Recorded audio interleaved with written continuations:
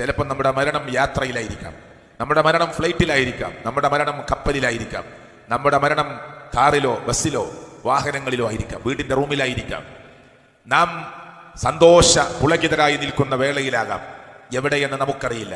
റബ്ബിന് ഇഷ്ടപ്പെട്ട സ്ഥലത്ത് വെച്ച് മരിക്കാൻ നമ്മൾ ദുആ ചെയ്യണം. അല്ലാഹ് കോപിച്ച ഒരു സ്ഥലത്ത് വെച്ച് മരിക്കരുത്. അല്ലാഹ് വെറുക്കുന്ന ഒരു സന്ദർഭത്തിൽ നമ്മൾ മരിക്കരുത്. ചില സഹാബികൾ പ്രാർത്ഥിച്ചിട്ടുണ്ട്, അല്ലാഹുവേ നിസ്കാരത്തിലായിരിക്കും ഞങ്ങളെ മരിപ്പിക്കണേ എന്ന്. അങ്ങനെ ചില സഹാബികൾ സുബഹി നേരത്ത് നിസ്കരിക്കുമ്പോൾ മരിച്ചിട്ടുണ്ട്.